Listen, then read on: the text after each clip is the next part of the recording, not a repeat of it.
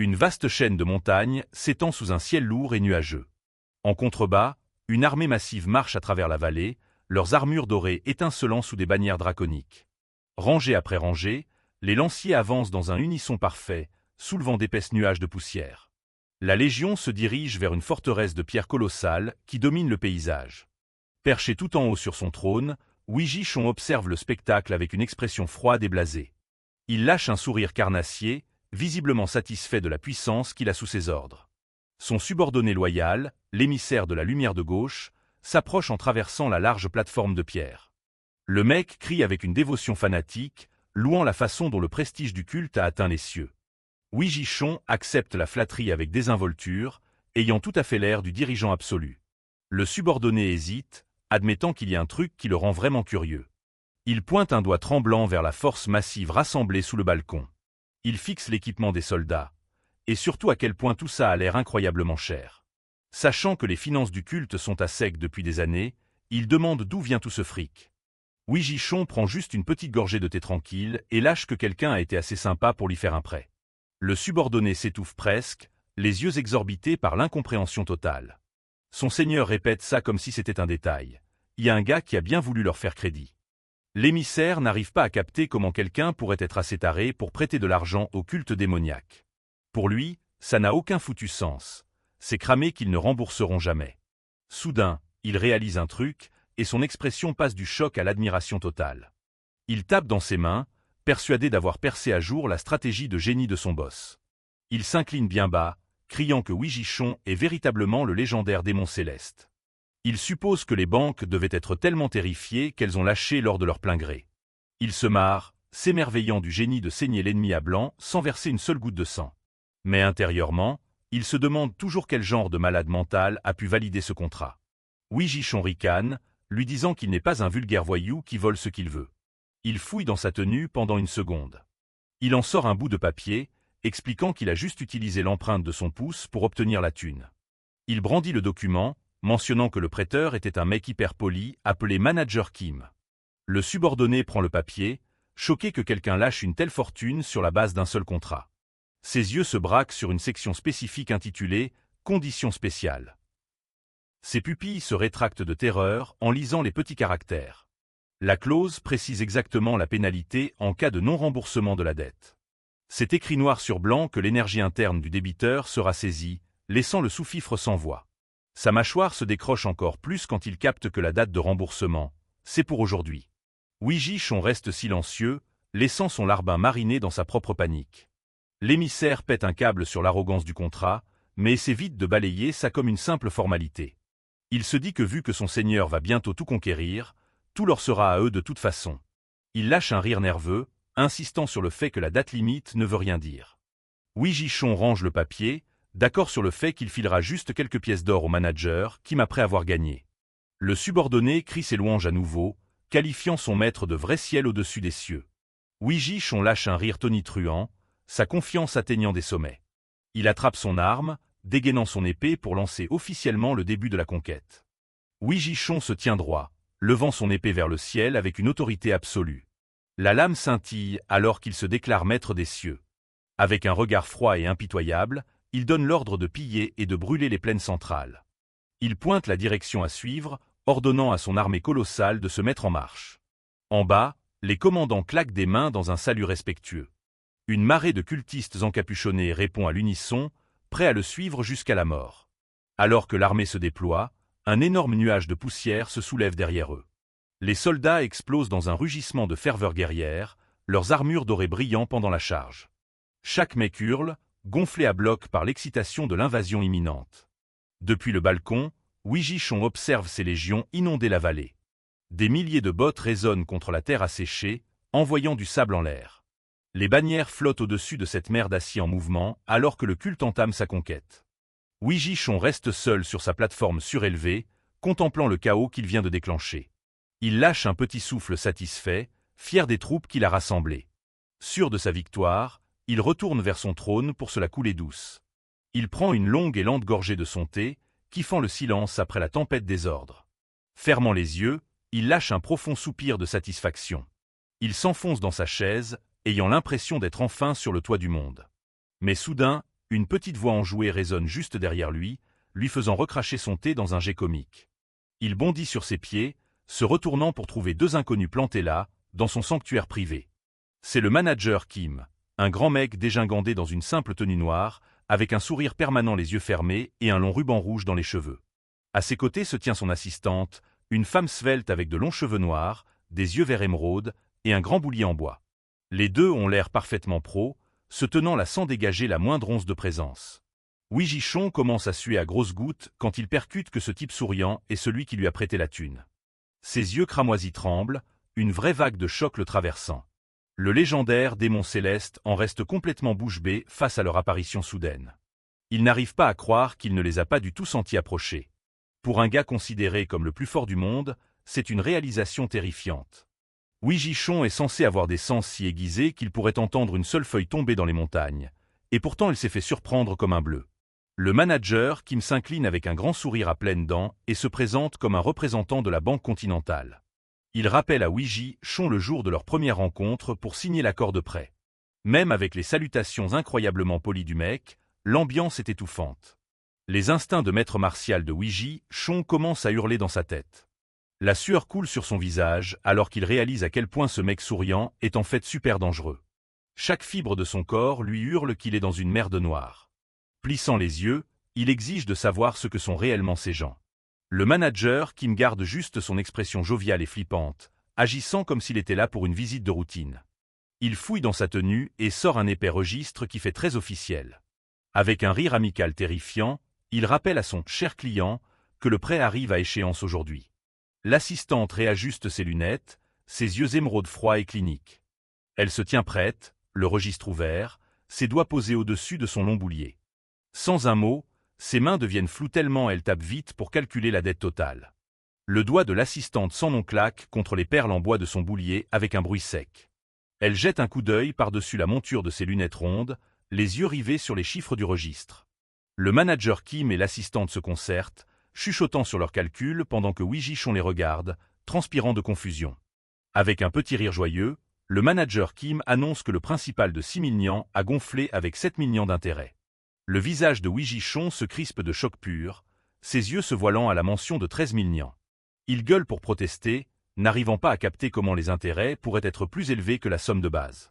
Le manager Kim garde un sourire acéré de prédateur, rappelant à son cher client que les prêts privés ne sont jamais donnés.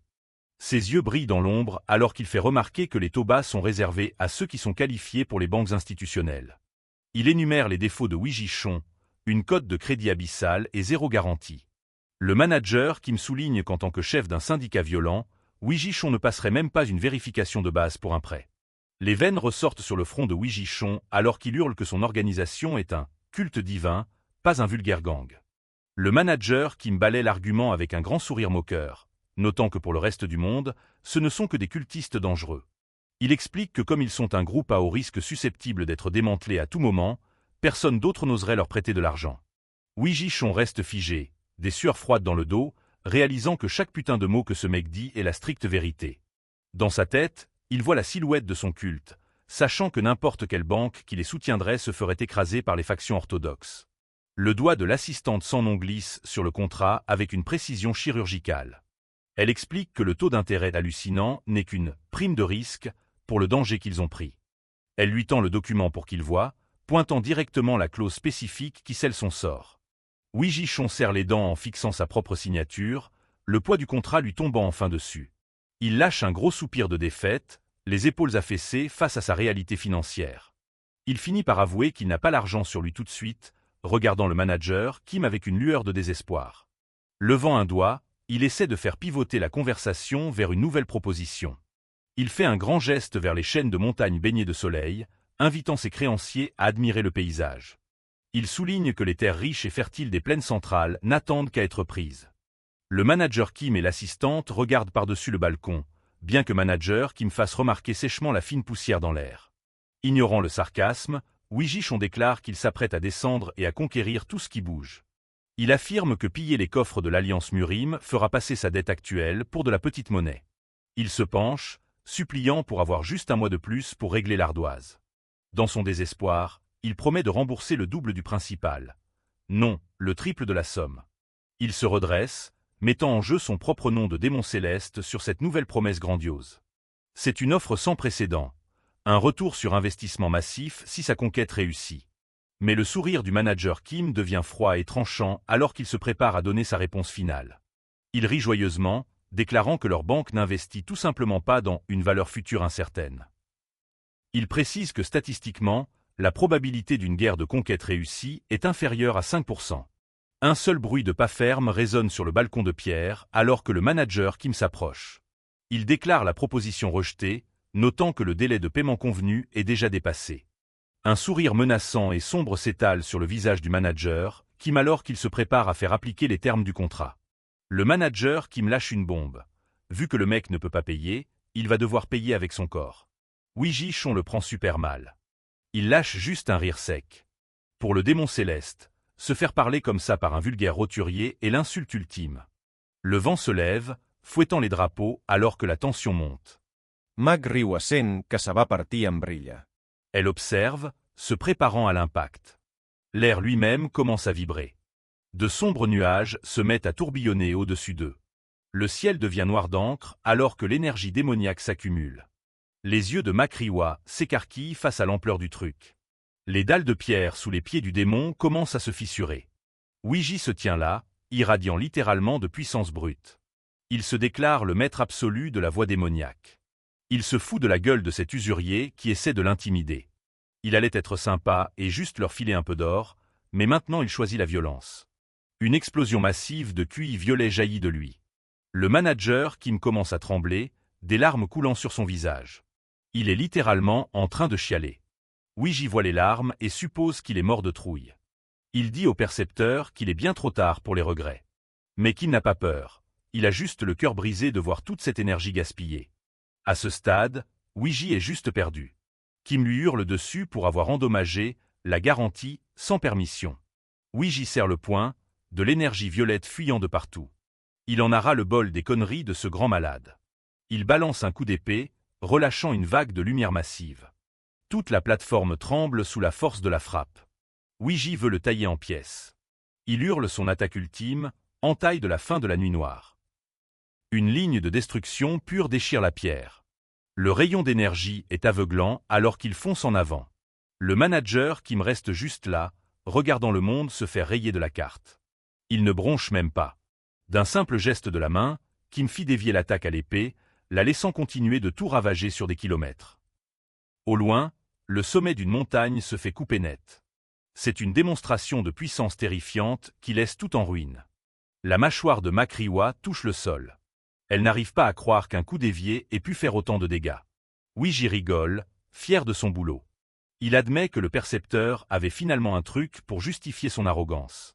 Kim qualifie juste ça de petit tour de passe-passe qui va seulement le faire tuer plus vite. Wee Ji serre son épée, l'énergie violette coulant de la poignée comme de l'ombre liquide. Il met tout ce qu'il a dans une dernière explosion de puissance. Il hurle au percepteur de l'encaisser, certain que les tours pathétiques de Kim sont sur le point de foirer. Le manager Kim lui rend juste son sourire, complètement imperturbable face à cette aura terrifiante. Soudain, le visage du démon perd toutes ses couleurs alors qu'il sent quelque chose changer. Il transpire à grosses gouttes, réalisant qu'il a peut-être salement mal calculé son coup. Avant même de pouvoir cligner des yeux, Kim a une main fermement plaquée contre sa poitrine. C'est un mouvement qui défie toute logique. L'homme le plus fort du monde vient de se faire toucher par un nobody. Wee Ji vacille, incapable de comprendre comment il a pu louper les mouvements de ce mec. Avec un sourire poli et flippant, Kim annonce qu'il est temps de commencer le recouvrement de la dette. Il se penche tout près, chuchotant que ça risque de piquer un tout petit peu. Les pupilles de Wee Ji se rétractent en tête d'épingle alors qu'une terreur pure s'installe. Une énergie dorée jaillit de la main de Kim, perçant directement le noyau du démon. La douleur est aveuglante. C'est comme se faire arracher les organes internes un par un. Il réalise avec horreur que son énergie est en train d'être aspirée de force. Un énorme vortex de puissance se forme alors qu'une vie entière de maîtrise martiale est drainée en quelques secondes. Kim reste parfaitement calme, disant même à son cher client de se détendre à travers la douleur. Wee Ji hurle à l'agonie, pensant aux décennies d'entraînement infernal qu'il est en train de perdre. Mais Kim est de bonne humeur, se sentant d'humeur extra généreuse aujourd'hui. Il propose même de nettoyer son QI impur comme service complémentaire. Le légendaire démon céleste est réduit à une loque pleurnicharde pleine de morve et de larmes. L'énergie continue d'affluer, illuminant tout le sommet de la montagne. Finalement, les jambes de Ouija lâchent et il s'effondre vers le sol de pierre. Il frappe lourdement le sol, l'esprit complètement brisé. Ses yeux deviennent vides, fixant le néant alors que la dernière goutte de son pouvoir disparaît. Kim s'incline poliment, le remerciant pour son dur labeur et déclarant le boulot terminé. Il se tient à côté de Makriwa et les présente formellement comme le personnel de la Banque continentale. Avec un clin d'œil joyeux, il dit à Ouija de ne surtout pas hésiter à refaire appel à leur service.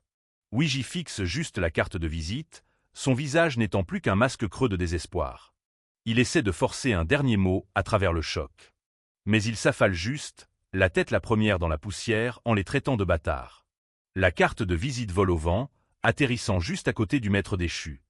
C'est juste une simple carte au nom du manager Kim, semblant complètement hors de propos sur un champ de bataille.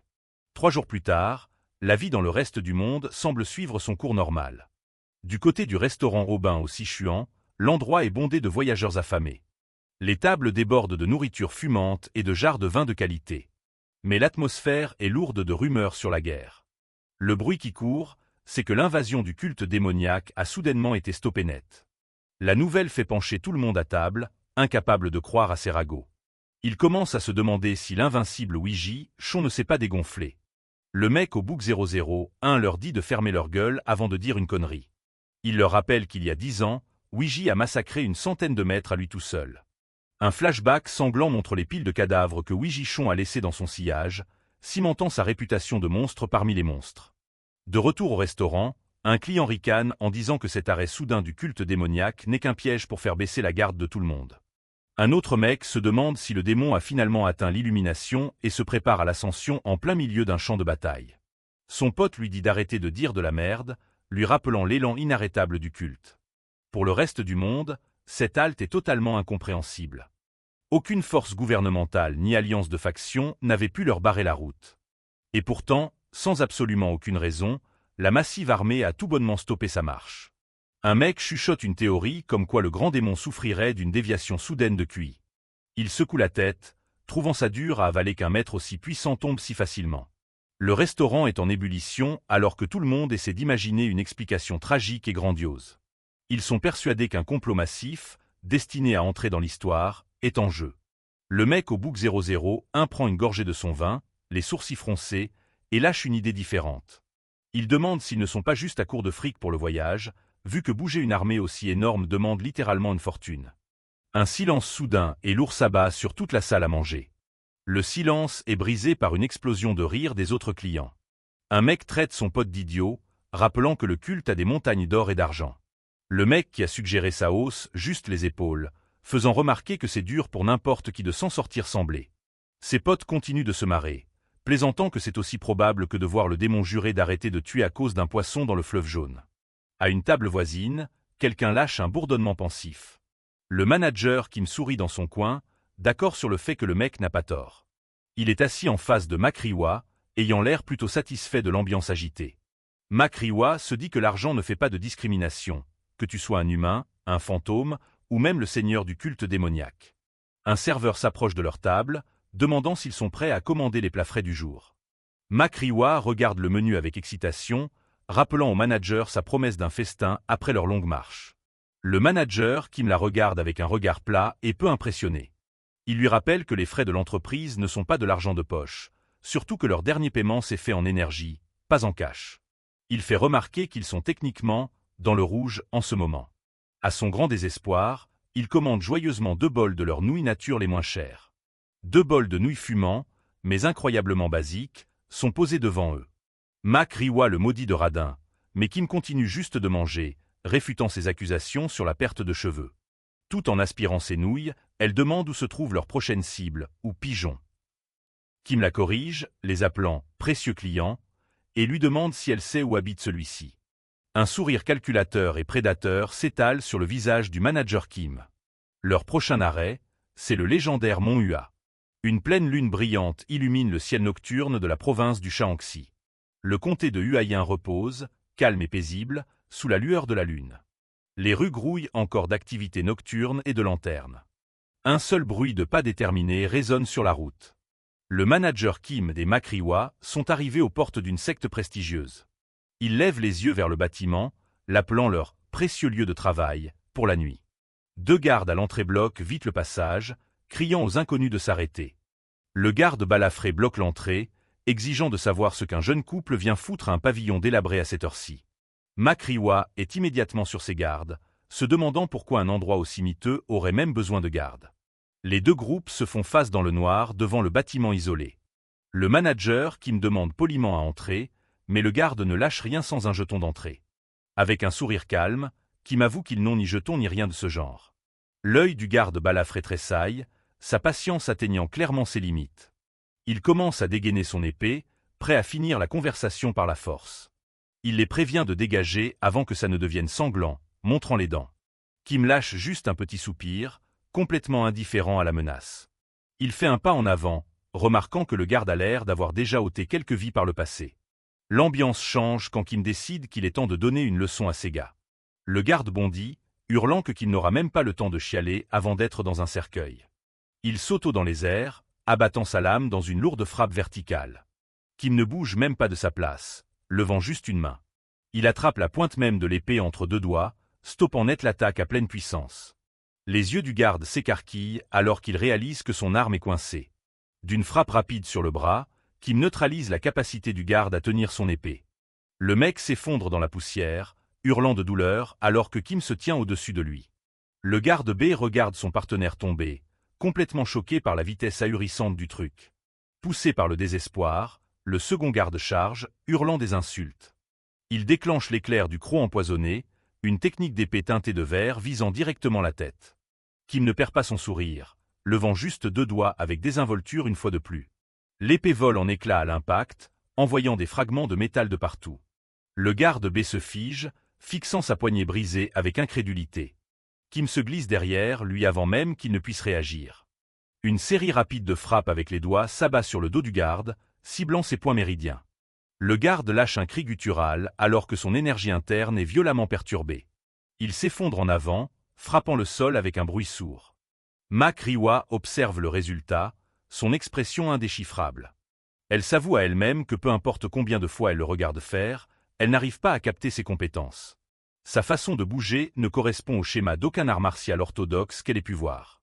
Mais son style ne semble pas non plus appartenir aux factions non orthodoxes. Elle se rappelle le moment où il a maîtrisé seul le démon céleste sans la moindre once de peur. Un maître de ce calibre devrait être célèbre dans tout le Murim, mais c'est un vrai fantôme. Elle envisage de juste lui poser la question sur sa véritable identité une bonne fois pour toutes. Elle le regarde, cherchant le moindre signe révélateur de qui il est vraiment. Les mots restent coincés dans sa gorge alors qu'elle hésite. Elle se dit qu'il ne lui dirait pas la vérité, même si elle demandait, alors elle la ferme. Kim se tourne vers les gardes qui gémissent dans la poussière. Le garde B s'agrippe le bras, hurlant qu'il ne sent plus rien. Riwa s'approche à côté de Kim, regardant de haut les 2 hommes brisés.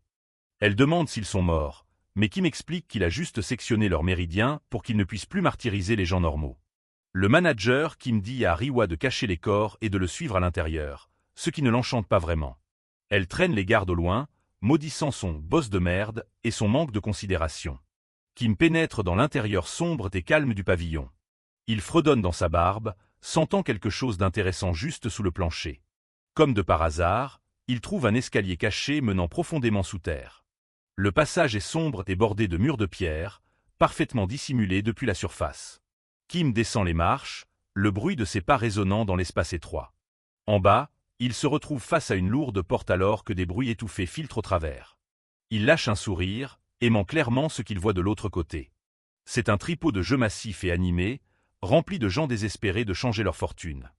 Les tables sont blindées de mecs qui hurlent et claquent des tuiles. Un parieur est tellement confiant qu'il est prêt à parier sa propre main sur le prochain tour. Son adversaire se marre juste de cette idiotie, se demandant comment il compte se faire du fric en jouant comme ça. Mak Riwa finit par le rattraper, ayant l'air d'en avoir complètement marre de sa journée. Kim la taquine sur sa lenteur, lui disant qu'elle a vraiment besoin de se bouger plus vite. Elle ignore la pique, réalisant avec sursaut que leur lieu de travail du jour est un vrai repère de parieurs. Kim le confirme simplement avec un sourire plaisant, bien qu'un peu effrayant. Riwa trouve l'air étouffant et dégoûtant, mais Kim appelle juste ça l'odeur enivrante de l'argent. Soudain, Un rugissement s'élève de la foule alors que quelqu'un décroche un autre gros lot. Tout le monde hallucine. Ce jeune mec vient de gagner 3 parties d'affilée. Kim le pointe du doigt, identifiant le gagnant comme leur cible du jour. Le jeune homme a l'air serein alors qu'il tient ses tuiles gagnantes.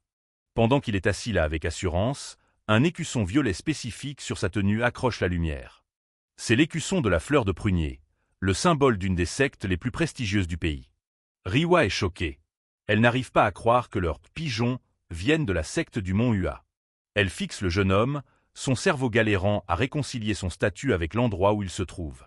Kim la reprend, lui rappelant qu'il n'utilise pas le mot « pigeon » dans leur branche.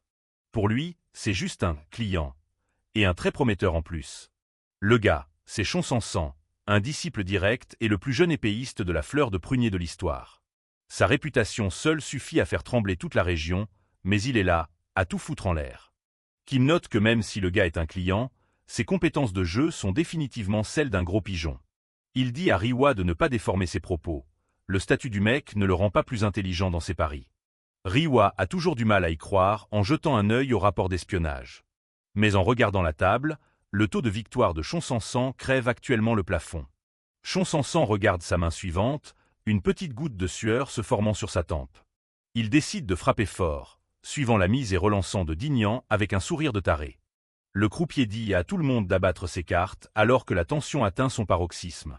Les tuiles claquent sur la table alors que les résultats finaux sont révélés. La foule devient ouf à nouveau. Leur jeune frère a encore gagné une manche. Chonsansan rit de manière hystérique, ratissant la montagne de pièces d'argent vers lui. Riwa observe de loin, notant à quel point il a l'air d'avoir une chance de cocu. Elle remarque ses mouvements de main maladroits et son expression rigide, concluant qu'il a l'air d'un pigeon qui a juste un coup de bol. Le manager, qui me regarde la scène avec un air entendu, philosophant sur la nature de la chance. Il demande à Riwa si elle sait quelle est la chose la plus effrayante à une table de jeu. Riwa ne peut lui offrir qu'un silence confus. À la table, les potes de Chonsansan l'encouragent, convaincus qu'il s'apprête à plumer tout le casino. Chonsansan rit avec eux, se sentant invincible alors que les tuiles semblent lui coller aux mains. Kim pointa le sourire calculateur du croupier, son propre sourire devenant acéré alors qu'il se préparait à expliquer. Il lui dit que la chose la plus effrayante, c'est exactement ce qui se passe. Commencer par une série de victoires sur un coup de chance. Ensuite, le croupier laissa échapper un petit rire sombre. Un sourire sinistre qui donna la chair de poule à Riwa. Riwa transpire, réalisant que Kim a vu cette pièce tragique se dérouler des milliers de fois auparavant. Les mots de Kim semblent flotter dans l'air comme une malédiction au-dessus de la table de jeu. Le cours de la partie, qui avait si lourdement favorisé Chonsansan, commence à prendre une tournure subtile et vicieuse. Un adversaire retourne ses tuiles avec un cri de triomphe, raflant la manche. Chongsang regarde, incredule. Il a perdu pour un seul, unique point. Ses camarades disciples essaient de relativiser, lui rappelant que ce n'était qu'un petit pot de toute façon. Mais Kim regarde de plus près, voyant les rouages du désespoir commencer à tourner dans la tête de Chonsansan. Le schéma se répète. Il abandonne les petits pots, mais quand les enjeux montent, il perd par la plus infime des marges. Chonsansan essaie de forcer un autre rire, insistant sur le fait que sa chance tient toujours. Un adversaire rassemble un nouveau tas de pièces, se réjouissant de sa veine. Puis, lors d'une autre manche, l'adversaire révéla sa main.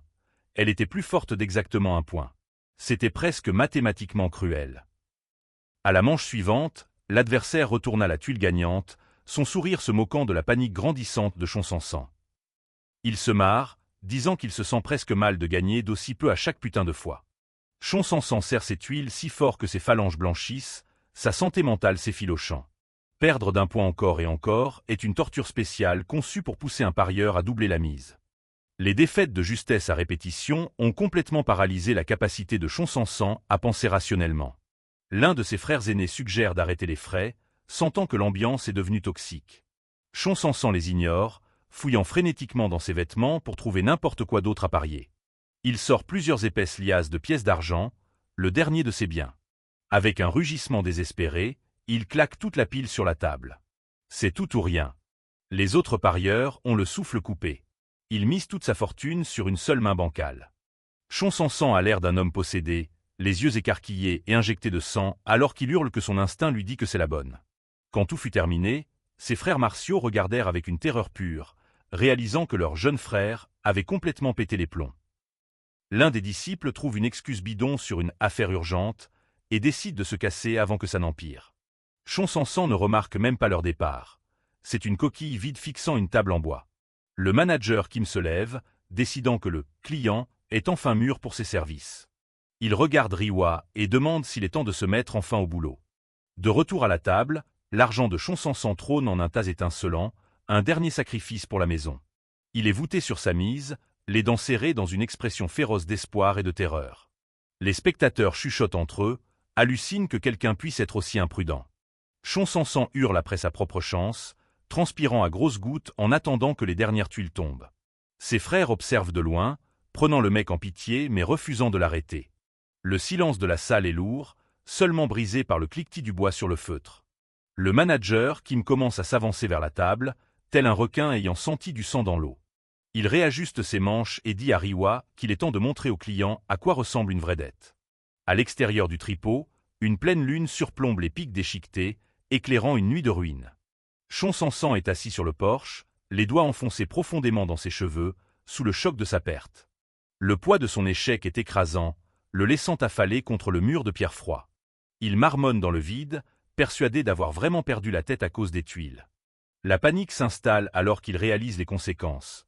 Son maître va le battre à mort s'il rentre les mains vides. Il tressaille alors qu'une ombre tombe sur lui, sentant une présence qu'il n'a pas entendu approcher. Le manager, Kim, se tient devant lui avec un grand sourire flippant, l'accueillant comme un « cher client ». La voix de Kim est douce et prédatrice alors qu'il énumère les avantages de ses services. Aucune garantie et approbation instantanée. Il se présente comme un représentant de la Banque continentale, là pour offrir un coup de main. Chon-Sansan lève la tête dans une confusion totale, incapable de processer cette offre soudaine de salut. Il bafouille, essayant de donner du sens au terme étrange de « Banque continentale ». La réalisation le frappe comme un coup de poing dans le ventre. Ces gens sont des usuriers. Le manager, Kim, ne bronche pas à l'appellation, son sourire ne faiblissant pas une seconde. Il dit à Chon-Sansan qu'il peut les appeler comme il veut, tant qu'il comprend qu'ils ont les fonds dont il a besoin. Chon-Sansan dégaine son épée dans une démonstration de force désespérée, sa lame brillant sous la lune. Il exige de savoir comment ils osent proposer un prêt à un épéiste de la fleur de prunier du Grand Mont Hua. Kim se contente de ricaner, complètement pas impressionné par l'attitude du pratiquant d'arts martiaux. D'un mouvement rapide, Kim sort d'épaisses liasses de pièces d'argent, le métal cliquetant de façon séduisante. Les yeux de Chon-Sansan s'écarquillent en fixant l'argent, sa détermination commençant déjà à s'effondrer. Kim fait un pas de plus, sa voix baissant d'un ton pour murmurer à l'épéiste que son statut ne signifie que dalle pour lui. Il se penche avec un sourire sinistre à pleines dents, lui demandant si ce n'est pas exactement ce que Chon-Sansan recherche. Il dit à l'homme désespéré qu'il devrait utiliser cet argent pour récupérer tout ce qu'il a perdu. Chon-Sansan est secoué au plus profond de lui par le manque absolu de peur ou de respect de Kim pour sa secte. Il fixe l'argent, tiraillé entre l'honneur de sa secte et le puissant fond de sa propre cupidité. Chon-Sansan est à bout de nerfs, transpirant à seaux et souhaitant juste avoir le cash pour réparer sa connerie. Juste à temps, le manager Kim présente un contrat de la Banque continentale. Un contrat où la compréhension totale n'est même pas requise. Avec un sourire de vendeur et une lourde chaîne de pièces en main, Kim promet que le prêt est instantané s'il signe juste en bas de la page. Le disciple désespéré n'a pas besoin de beaucoup pour être convaincu. Il sprinte déjà vers l'argent quand Kim mentionne le taux d'intérêt raisonnable. Il tend la main, les yeux rivés sur la chance de regagner tout ce qu'il a perdu. Sans une seconde d'hésitation, le prodige du Mont Hua pose le pinceau sur le papier et signe la vente de sa vie. Il repousse le contrat vers Kim, sa seule obsession étant les pièces d'argent qui l'attendent. La cupidité prend totalement le contrôle de son visage alors qu'il réclame la thune frénétiquement. Kim garde ce sourire d'une gaieté troublante, confirmant que l'approbation est terminée. L'argent lui est remis, et Chon-Sansan ne perd pas une seconde, fonçant direct à l'intérieur du casino. Mak Riwa le regarde disparaître, perturbée par le fait que le gars n'a même pas jeté un œil derrière lui. Elle baisse les yeux vers l'endroit où l'homme désespéré se tenait juste avant, un sentiment de froideur l'envahissant. En ramassant le contrat, elle ne peut s'empêcher de demander à Kim pourquoi un disciple du Mont Hua est leur dernière cible. Elle sait que le jeu est un vice, mais pour elle, ce n'est pas comme si le mec était un monstre du niveau du démon céleste. Kim retourne la question contre elle, lui demandant si elle croit vraiment qu'il en a quelque chose à foutre de la faction à laquelle une personne appartient. Il ferme les yeux, balayant l'idée des bonnes ou mauvaises sectes dans leur totalité. Pour lui, ce sont tous juste des pratiquants d'arts martiaux, et la seule chose qui compte, c'est s'ils ont un truc qu'il veut. Il met les choses au clair. Les intérêts de la banque sont la seule et unique priorité. Riwa reste silencieuse, le poids de la logique froide de Kim pesant lourdement dans l'air. Le manager Kim et Riwa entrent dans la cour comme s'ils étaient les proprios. L'un des mecs de tout à l'heure est là, et il a l'air d'avoir vu un fantôme. Il se souvient exactement de la vitesse à laquelle Kim a bougé quand il les a démontés plus tôt. Ses potes doivent le tenir debout pendant qu'il les pointe tous les deux du doigt. Ce n'était même pas un combat. Kim a juste bloqué leur méridien en un instant. Ils ne sont pas seuls, cependant. Une foule massive les attend, menée par un gros mec chauve. Le grand gars demande si c'est ces connards dont il est censé s'occuper. Kim ne les regarde même pas, il dit juste à Riwa qu'elle aurait dû mieux nettoyer ses conneries. Le chef s'avance et se présente comme Jang Mo du gang des vipères. Kim reste pro. Bank Continental, Manager Kim. Jang Mo se marre. Il n'a jamais entendu parler de cette banque et pense que les mouvements de Kim sont de troisième zone. Il dit à Kim que c'est un sale morveux arrogant pour jouer au dur sur son territoire. Kim lui lâche juste ce sourire narquois. Pourquoi j'en aurais quelque chose à foutre? C'est tout ce qu'il faut pour que l'œil de Jang Mo commence à tressaillir de rage. Il donne l'ordre, prenez un bras et une jambe à chacun d'eux. Tout le gang se rue en avant, armes sorties et prêt à faire couler le sang. Un mec saute dans les airs, hurlant à plein poumon. Kim ne lâche même pas une goutte de sueur. Il fait juste un pas de côté et lui donne une petite tape. Un craquement sec résonna quand la jambe de Kim percuta la sienne.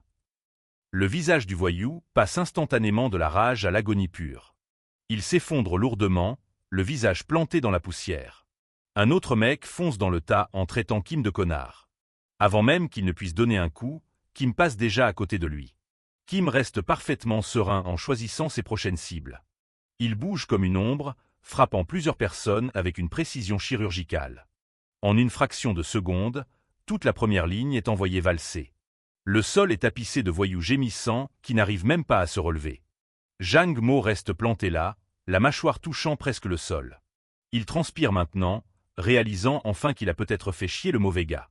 Kim est là sous la pleine lune, ayant l'air d'être juste en train de faire une promenade. Jang Mo n'en revient pas.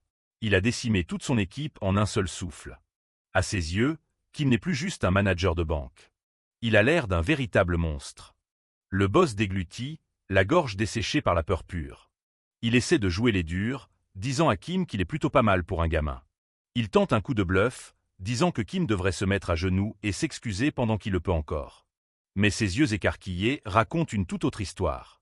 Kim soupire juste et lâche un « fiou » blasé. Puis il réduit la distance et balance une frappe qui fracasse l'air. Les yeux de Jang Mo sortent de leurs orbites alors qu'il crache une gerbe de sang. Le colosse heurte le sol avec un bruit lourd.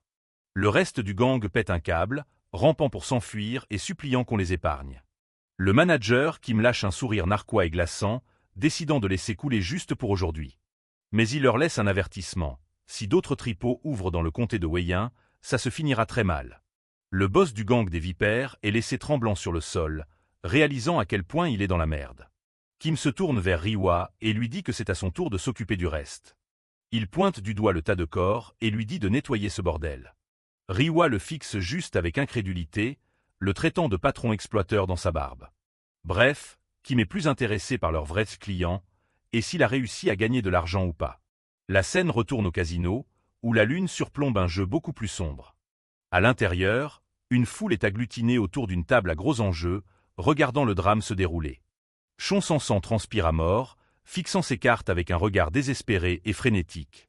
Il tape du poing sur la table, hurlant que c'est impossible de perdre 5 fois de suite d'un seul point. Il pointe un doigt accusateur vers la maison, convaincu que tout le truc est truqué. Le manager de la maison s'en amuse, lui disant qu'il a juste eu un manque de bol. Il le provoque encore plus, demandant si un prestigieux disciple de la secte du Mont Hua va vraiment piquer une crise pour une défaite. Toute la salle explose de rire sur le dos de Chonsansan. Sous le clair de lune, l'humiliation est totale. Chonsansan trébuche en sortant du bâtiment, ayant l'air complètement brisé. Le manager, qui me l'attend avec une salutation faussement amicale. « Vous sortez déjà ?»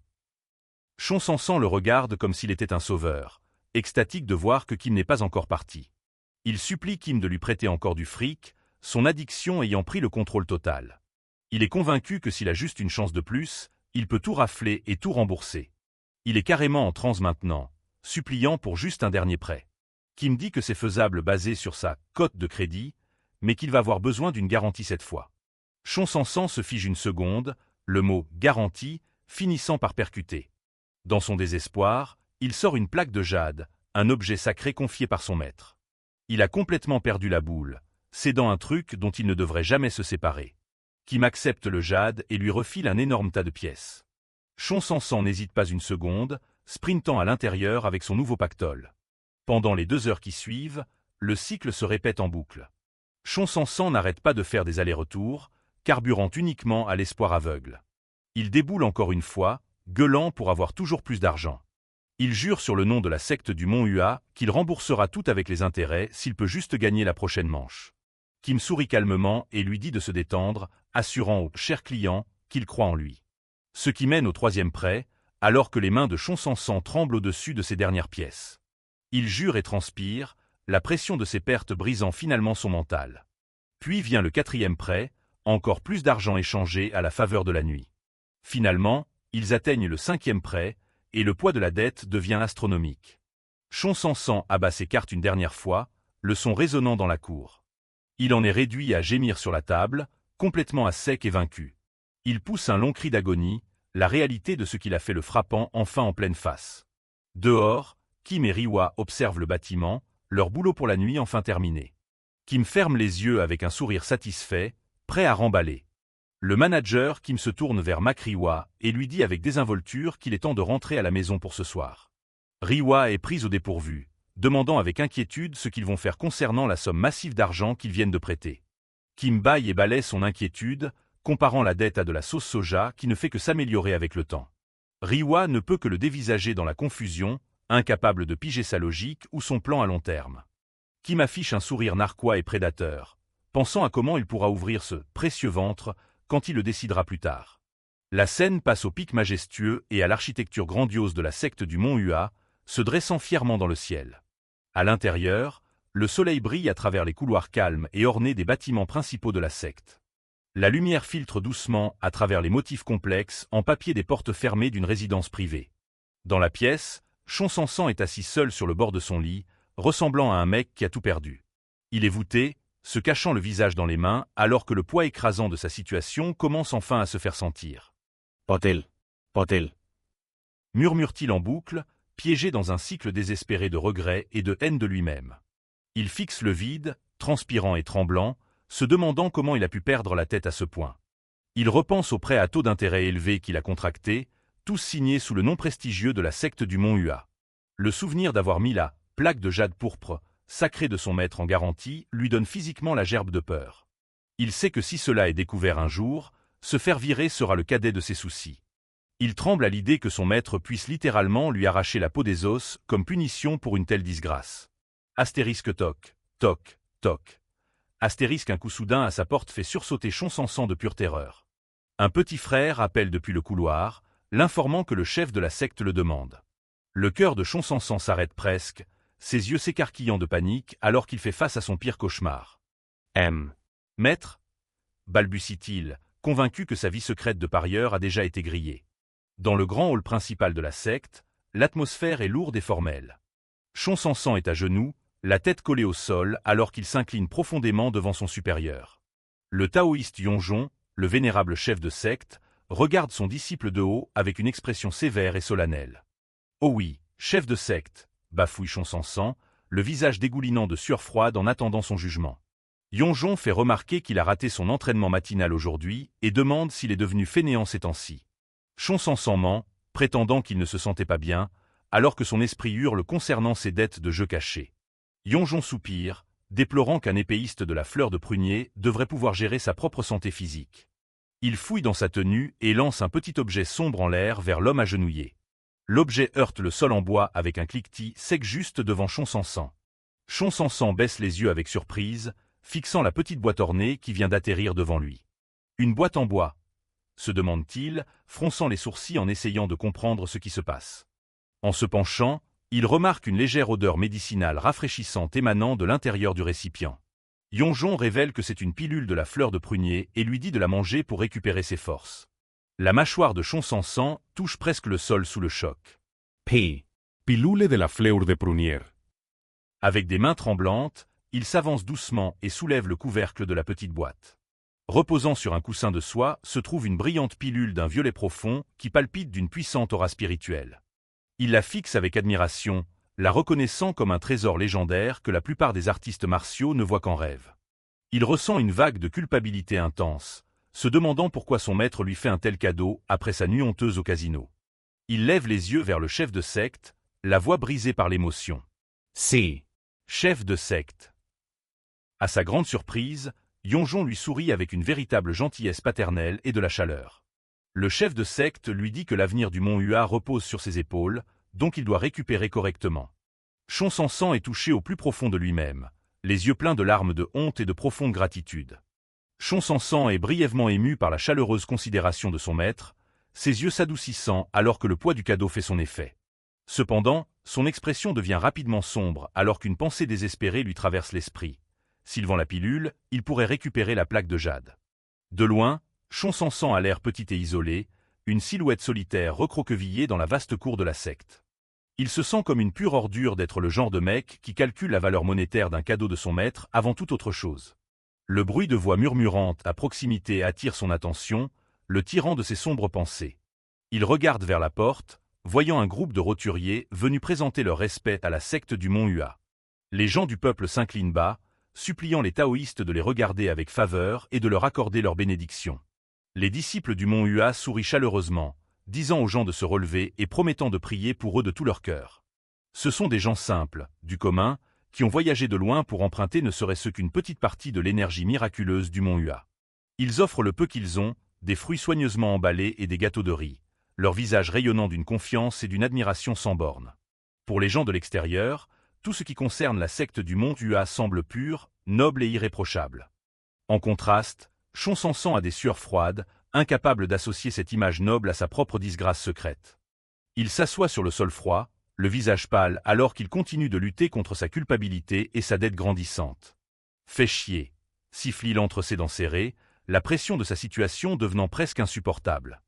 Il s'effondre en arrière avec un bruit sourd, serrant la petite boîte en bois contre sa poitrine comme si c'était sa seule bouée de sauvetage. Il fixe la boîte ornée, son esprit s'arrêtant finalement sur un seul plan d'action désespéré. Très bien.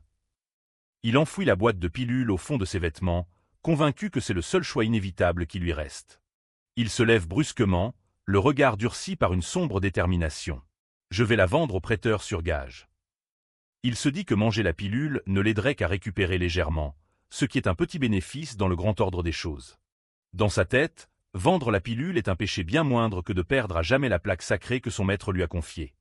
Il jure qu'une fois cet incendie immédiat éteint, il s'entraînera jusqu'à la mort pour rendre le mont Hua riche et puissant. Il regarde au loin, essayant de se convaincre que cette voie déshonorante est en fait le vrai chemin vers la rédemption. En s'éloignant des bâtiments de la secte, il se jure à lui-même qu'une fois ça réglé, il n'approchera plus jamais d'un casino. Sous la lumière froide et silencieuse de la lune, Chon Sansan s'éclipse discrètement, sa plongée dans les emmerdes ne faisant que commencer. Des bruits de pas soulèvent de la poussière alors que quelqu'un sprinte à travers le domaine à toute vitesse. Il se lance dans les airs, franchissant le haut mur de pierre en un seul mouvement fluide. La silhouette reste suspendue un instant, se découpant contre la massive pleine lune lumineuse. Il atterrit avec un bruit sourd, se baissant immédiatement pour rester hors de vue. Chon Sansan reste accroupi une seconde, le visage en sueur alors qu'il regarde nerveusement autour de lui. Il baisse profondément la tête, offrant de silencieuses excuses à son maître pour les ennuis qu'il s'apprête à causer. Pensant être tiré d'affaire, il commence à se frayer un chemin à travers l'épaisse forêt vers la sortie. Mais il se fige soudainement en plein mouvement quand il réalise qu'il n'est pas seul ici. Une grande silhouette se tient parfaitement immobile en plein sur son chemin, éclairée par le clair de lune. Le mec au bouc 001 l'attend là avec un sourire calme et dérangeant. Le cœur de Chon Sansan s'arrête, presque quand il capte exactement qui vient de le cramer. Il tombe direct dans une révérence respectueuse, faisant de son mieux pour cacher à quel point il panique. Il est dans une merde noire parce que ce grand frère est légendaire pour être la personne la plus rigide de toute la secte. Le mec au bouc 001 garde ce même sourire poli tout en demandant où il pense aller à cette heure-ci. Chon Sansan force un sourire nerveux et bafouille qu'il était juste sorti prendre l'air. En pleine nuit, quelqu'un est surpris en train d'essayer d'escalader les murs de la secte. Un disciple aîné le fixe, se demandant ce qu'il fout là. Chon Sansan commence à suer à grosses gouttes, réalisant que son excuse était sans doute trop bidon pour passer. Il est coincé et il le sait. Yon l'inspecte avec un regard suspicieux pendant que le gamin serre maladroitement sa poitrine. C'est un duel du regard dans les bois obscurs. Les yeux de l'aîné se plissent, se focalisant sur l'endroit où le jeune disciple cache sa main. Un truc cloche. Chonsansan garde sa main fermement plaquée contre ses vêtements, essayant de jouer la carte de la détente. Ça ne marche pas. Yon ne gobe pas le coup du « ce n'est rien ». Il exige de voir exactement ce qui est caché dans cette tenue. Avec un glissement soudain, une petite boîte noire tombe tout droit des mains de Chonsansan. Le secret est littéralement au grand jour maintenant. Yon attrape la boîte et l'ouvre d'un clic, les yeux exorbités en voyant le trésor à l'intérieur. C'est une rare pilule de la fleur de prunier.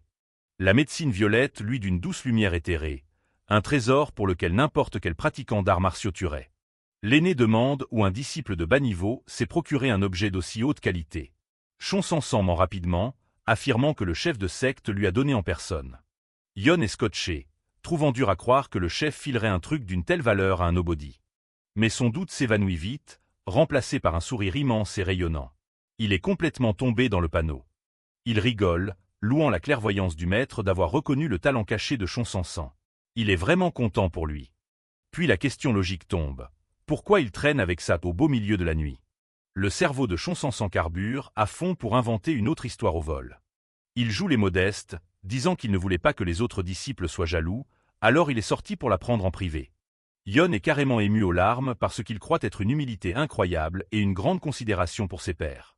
Il s'essuie les yeux, convaincu que les mouvements suspects n'étaient qu'un signe du cœur pur du garçon. Il s'excuse d'avoir douté de lui et lui dit qu'il pardonne sa mission secrète.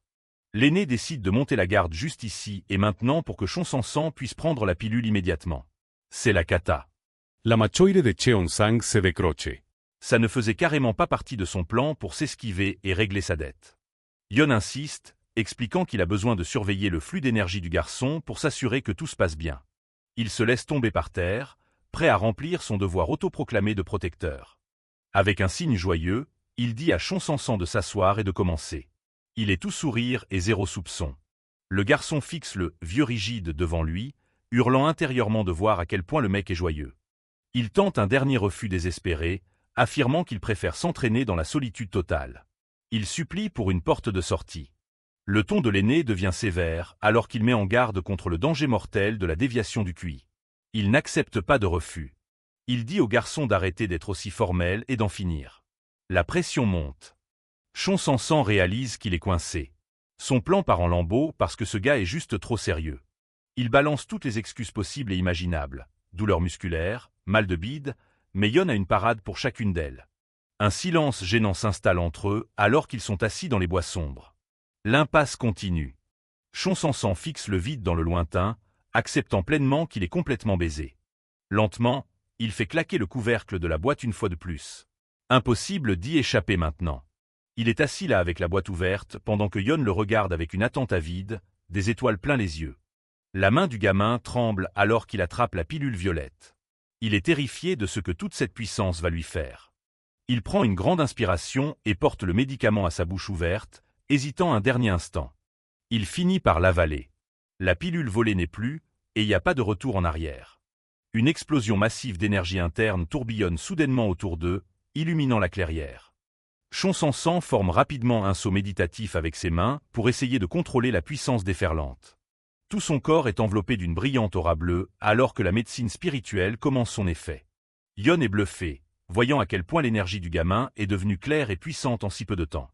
Il félicite le disciple, totalement convaincu que la décision du maître était parfaite.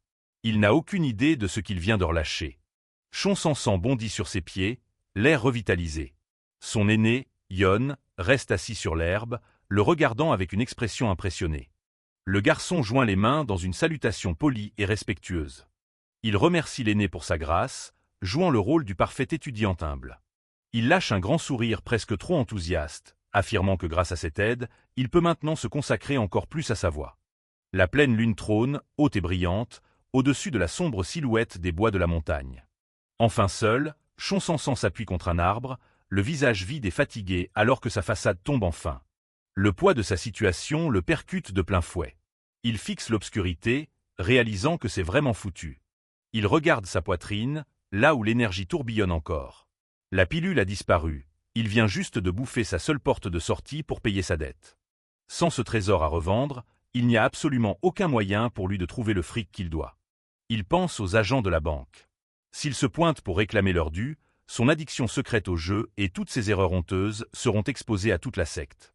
Il peut encore voir le visage suffisant du manager Kim de leur dernière rencontre, lui tendant cette pile de pièces et le contrat maudit.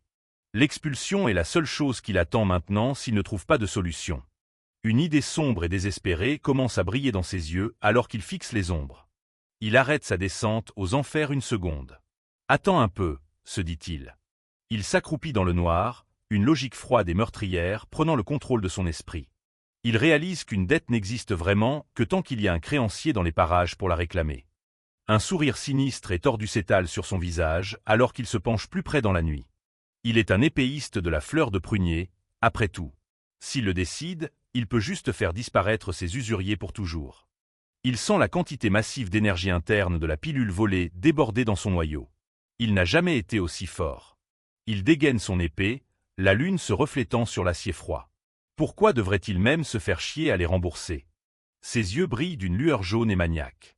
Puisque je peux juste les buter, pense-t-il, s'engageant à fond dans cette idée. Il en a fini de paniquer. Maintenant, il ne reste plus qu'un meurtre froid et calculé. Il se tient droit dans les bois silencieux, l'épée à la main, prêt à effacer son ardoise de la manière la plus permanente qui soit. L'idée de juste les tuer tourne en boucle dans sa tête comme un sombre mantra. Plus tard dans la nuit, la scène passe à une auberge calme à la lisière de la ville, baignée par le clair de lune. Une paire de bottes claque doucement contre les lattes de plancher du couloir. Chonsansan traque sa proie à travers le bâtiment, le visage pâle et concentré tel un fantôme dans le noir. La sueur perle sur son front, mais son regard est glacial alors qu'il avance vers sa cible. Il arrive à l'auberge Wayang, exactement là où les agents de la banque lui avaient dit qu'il serait. Il se souvient clairement de leur dernière rencontre. Ils ont mentionné qu'il logeait dans la chambre 5. Il plisse les yeux, fixant le couloir vide devant lui. Le bâtiment est d'un calme de mort. Un filet de lumière vive s'échappe de sous une porte voisine, fendant l'obscurité du couloir. Toute l'auberge est silencieuse à cette heure, ce qui amplifie chaque petit bruit. Chaque pas qu'il fait est alourdi par le poids du crime qu'il s'apprête à commettre. Il marche le long du balcon, se disant que la réponse à son problème était évidente depuis le début. S'il bute les créanciers et récupère sa plaque de jade, il pourra juste oublier que tout ce cauchemar a jamais existé. Il s'arrête pile devant la porte marquée du caractère 5. C'est le bon endroit. Il fixe le numéro, confirmant qu'il est devant la bonne chambre. La chambre 5. Son ombre plane sur la fine porte en papier, l'air sombre et menaçante sous la faible lumière. Chonsansan se tient prêt, la main déjà crispée sur la poignée de son épée. Il est à quelques secondes de passer à l'action. Il marque une pause un instant alors que le son d'une conversation étouffée filtre à travers le bois. Il capte les voix faibles mais indéniables d'un homme et d'une femme qui discutent doucement à l'intérieur. C'est eux. Chonsansan se tient devant la porte, son esprit flashant sur les visages du manager Kim et de la femme. Il est sûr d'être à la bonne porte. Sa main se resserre autour de la poignée de son épée, se préparant pour l'exécution. Dans une explosion soudaine d'énergie, il dégaine sa lame et charge, visant à finir le boulot d'une seule frappe décisive. Il ressent une brève once de pitié pour ses victimes, se disant qu'au moins ils ne seront pas seuls dans la mort. Les lattes du sol volent en éclats sous le poids de son impact initial, alors qu'il fait irruption dans la chambre. Il atterrit au centre de la pièce, le bois et les débris volant dans toutes les directions sous la seule force de son entrée. Sans hésitation, il déclenche la 7e posture de l'art de l'épée de la fleur de prunier. Une immense croix d'énergie rose jaillit de sa lame, dispersant des pétales spirituels dans toute la pièce. La technique, connue sous le nom de « fleur tombante », pétales dispersés, crée une aura magnifique mais mortelle autour de l'épéiste. La force de l'attaque est tellement immense qu'elle détruit complètement l'intérieur de la chambre. De l'extérieur, l'auberge Wayang semble exploser alors qu'un pilier de lumière rose transperce le toit vers le ciel nocturne. Chonsansan se tient au milieu de la fumée et des ruines, la respiration saccadée mais la concentration intacte. Il regarde autour de lui la dévastation qu'il a causée, se murmurant à lui-même que c'est enfin terminé. Une étrange sensation de soulagement l'envahit, comme si quelque chose qui étouffait son cœur venait enfin de se briser. Il ne ressent aucune culpabilité ni aucun regret en cet instant. À la place, il ressent une profonde sensation de légèreté. Il se souvient du poids écrasant de la dette qu'il avait, un fardeau qui ressemblait à une main autour de sa gorge. Maintenant, il peut enfin respirer.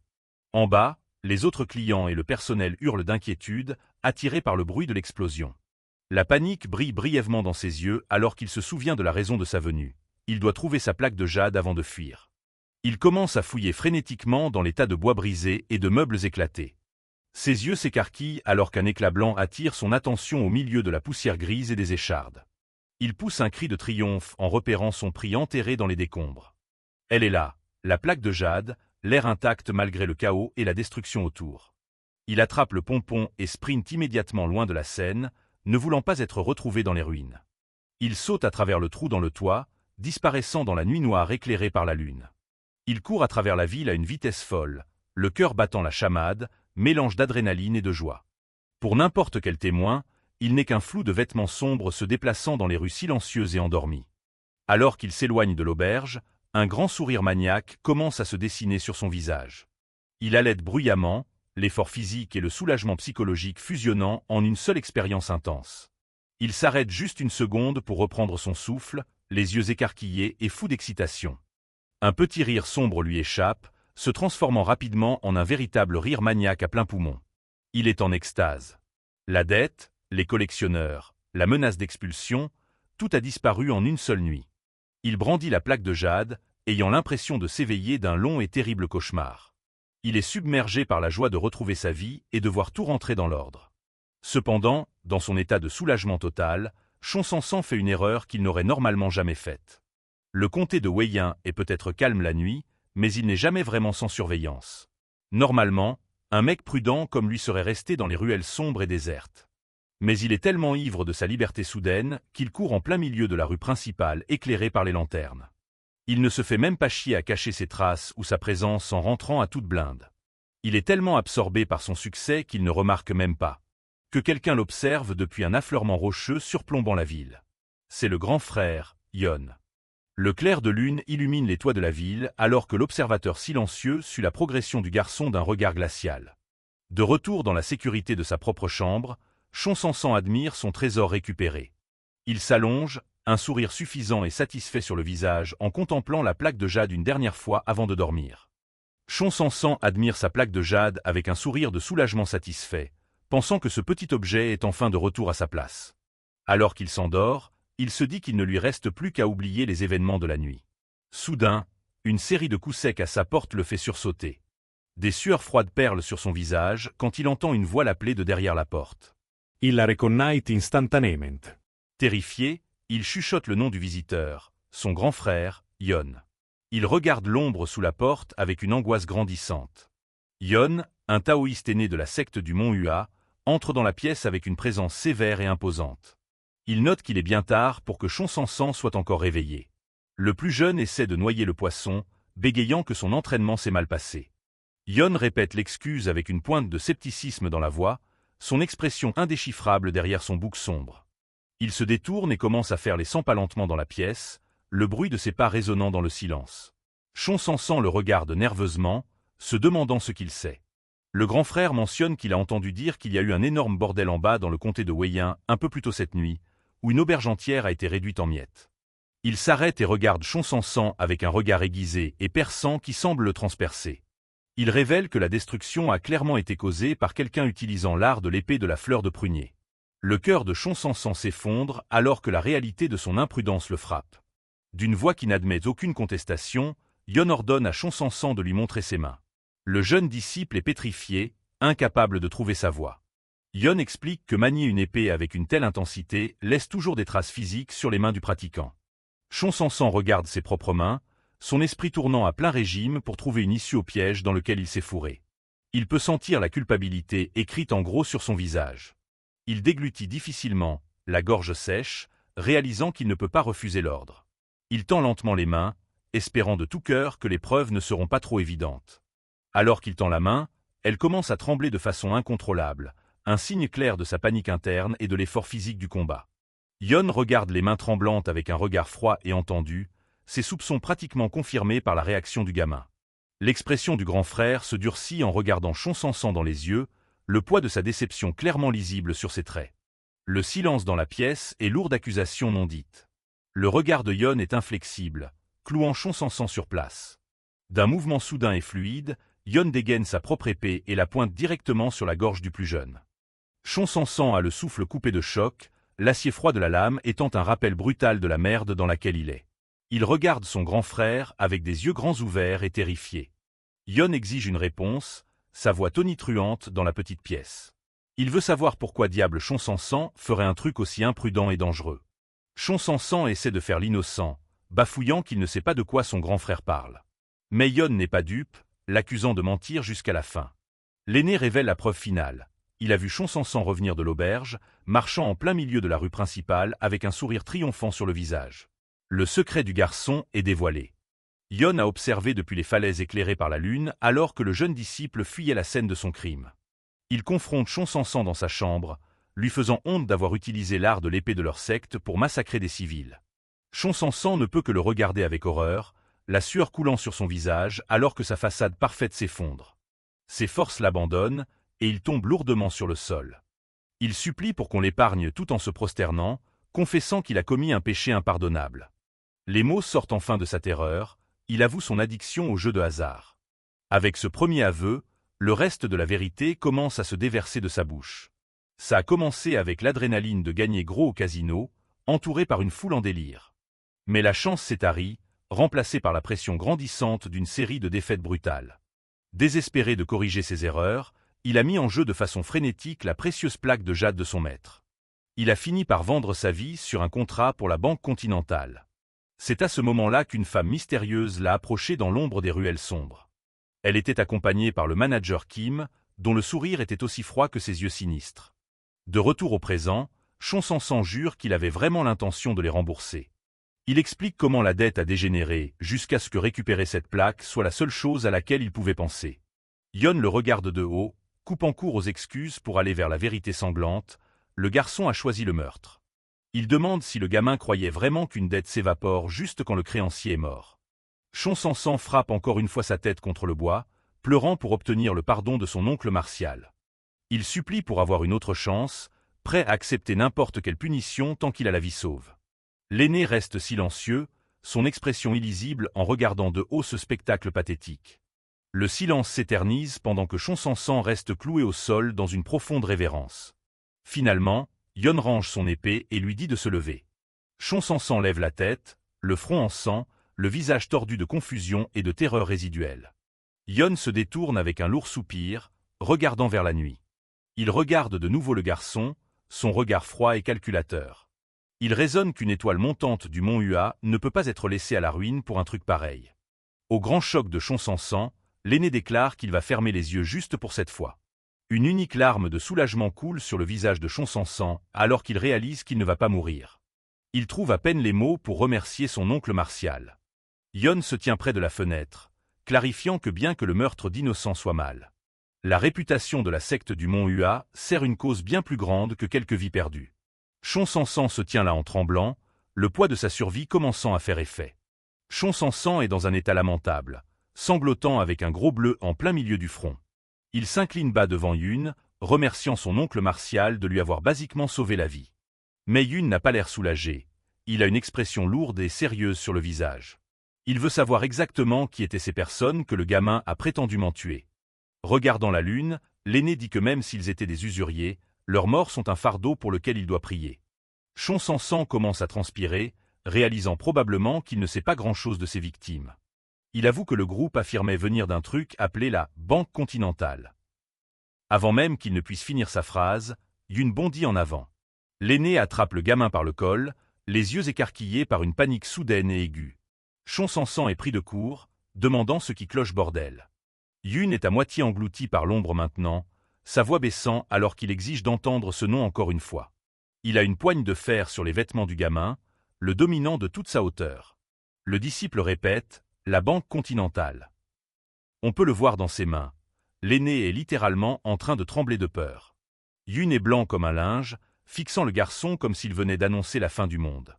Il répète le nom dans un souffle, peinant à processer le désastre. Il exige de savoir le nom de l'homme à la tête du groupe. Chon-Sang-Sang transpire à chaud maintenant, sentant la pure terreur émaner de son oncle. Il le lâche, l'homme se faisait appeler Manager Kim.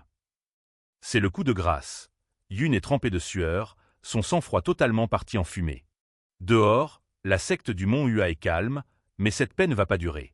Des pas martèlent le sol alors que quelqu'un sprinte sur les toits dans une panique aveugle. Yun déboule dans la chambre du chef de la secte, comme si sa vie en dépendait. Il hurle le nom du chef, la voix brisée par la tension. Le chef de secte Yonjon ne lève même pas les yeux. Il est occupé avec sa calligraphie. Alors que Yun s'effondre à genoux, le chef commence à lui faire la morale sur le maintien de sa dignité. Il se concentre sur ses coups de pinceau, affirmant que l'esprit d'un maître doit être comme un miroir clair. C'est l'image même du zen, expliquant que rien ne devrait jamais troubler sa concentration. Puis Yun hurle que la banque continentale est apparue. D'un seul coup, sa main ferme glisse, et une énorme bavure d'encre ruine le parchemin. Le pinceau tombe littéralement de sa main. Il claque contre le sol et roule plus loin. Toute cette dignité s'est envolée. Le chef a les yeux exorbités et transpire. Toute la pièce se glace alors que le passé revient finalement les hanter. Yonjon est figé, le silence dans le bureau devenant soudainement lourd et étouffant. Il lâche une expiration tremblante, luttant pour garder son calme alors que le nom de la banque résonne dans sa tête. Il regarde Yun, la voix chevrotante en demandant pourquoi diable la banque continentale se pointerait soudainement maintenant. Yun est carrément hystérique. La nouvelle qu'un disciple a peut-être tué quelqu'un de cette banque est comme une condamnation à mort pour toute la secte. Les yeux de Yonjon s'écarquillent d'une peur primaire qu'il n'avait pas ressentie depuis des décennies. Il se lève d'un coup, l'esprit tournant à 1000 à l'heure alors qu'il exige de savoir si ces gens sont vraiment morts. Il fixe le vide, le poids de la situation s'abattant sur lui d'un seul coup. Serrant les dents, il invoque son autorité ultime, la tablette de commandement de la fleur de prunier, et ordonne la convocation immédiate de chaque putain de disciple. La simple mention de la tablette suffit à envoyer un frisson dans toute la pièce. Elle n'est utilisée que pour les urgences les plus absolues.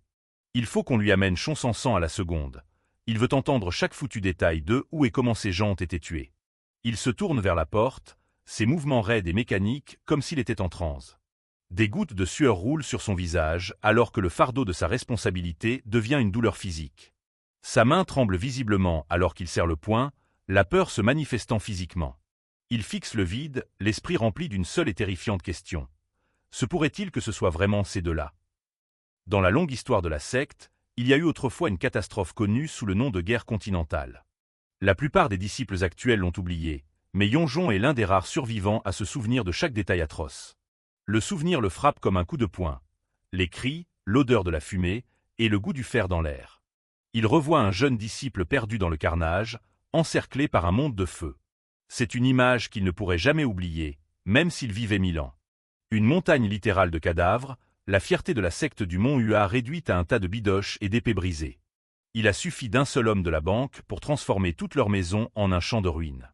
De retour au présent, Yonjon ferme fortement les yeux, essayant de bloquer les fantômes du passé. Il dit à Yun qu'il n'en est pas sûr à 100%, mais si c'est vraiment eux, ils sont tous en grave danger.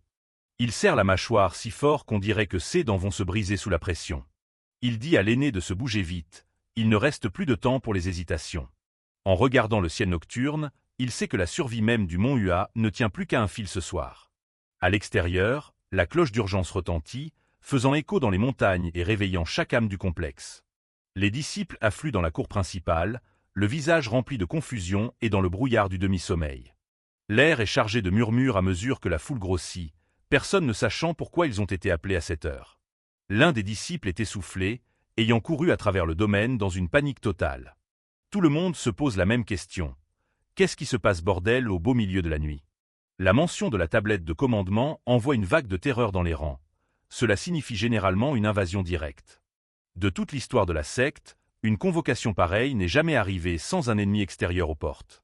Des pas lourds approchent de l'estrade, et chaque voix dans la cour meurt d'un seul coup. Yonjon sort de l'ombre, le visage illuminé par les lanternes. Il se tient au bord de la plateforme, regardant ses disciples de haut comme un juge prêt à rendre son verdict. Le clair de lune capte les traits durs de son visage, le rendant plus vieux et plus terrifiant que jamais. Les disciples reculent sous le choc, ils n'ont jamais vu un tel regard sur le visage de leur chef. Son attitude douce et calme habituelle a été complètement effacée, remplacée par un regard capable de fendre la pierre. Un silence de mort plane sur l'assemblée alors qu'ils attendent qu'il parle. Sa voix coupe l'air de la nuit, appelant un seul nom avec une précision glaciale, Chonsansan. Il ordonne aux disciples de s'avancer, et la foule s'écarte pour laisser passer le garçon couvert de bleu. Chonsansan est absolument pétrifié, le cœur tapant contre ses côtes comme un oiseau en cage. Alors qu'il marche au milieu de ses pairs, le son rythmique de ses propres pas ressemble à un compte à rebours vers sa fin. Il atteint le pied de l'estrade et tombe rapidement dans une révérence respectueuse devant le chef de secte. Sa voix n'est qu'un murmure, chargé de peur alors qu'il répond à l'appel. Avant même qu'il ne puisse finir sa phrase, un coup violent l'atteint au visage, le son de la gifle résonnant dans la cour silencieuse. Il est envoyé valser sur le sol de pierre, la tête sonnante alors que Yonjon le regarde avec une rage pure et absolue. Le visage de Yonjon est déformé, la bouche grande ouverte dans un cri primaire qui choque chaque disciple présent. Il enchaîne avec une autre frappe, son pied percutant Chonsansan tout en exigeant de savoir si le garçon a la moindre idée du désastre qu'il a causé. Chonsansan cherche son souffle, une giclée de sang quittant sa bouche alors qu'il essaie de processer l'agression physique. Yonjon ne s'arrête pas, sa voix tonitruant comme le tonnerre alors qu'il hurle le nom qui hante ses cauchemars, la Banque Continentale. Il hurle que Chonsansan a osé toucher quelqu'un d'une organisation capable de les rayer de la carte en une seule nuit. Dans la foule, les autres disciples sont figés sur place, le visage livide en voyant leur chef d'habitude si calme perdre tout contrôle. Le nom Banque Continentale se propage dans les rangs, un nom qui porte un poids que la plupart d'entre eux commencent tout juste à capter. Yonjon a l'air au bord de la crise de nerfs, les yeux exorbités alors qu'il cherche son souffle, les mains agrippées à sa propre poitrine. Il hurle que ça aurait été mieux que Chonsansan crève juste là-bas plutôt que de ramener cette malédiction à la maison. Les autres aînés se précipitent à ses côtés, le suppliant de se calmer avant qu'il ne fasse un truc qu'il regrettera vraiment. Yonjon halète bruyamment, le visage trempé de sueur et les yeux fous, mélange de colère et de chagrin. Au sol, Chonsansan est une loque brisée, ses doigts griffant la pierre alors qu'il essaie de trouver la force de rester droit.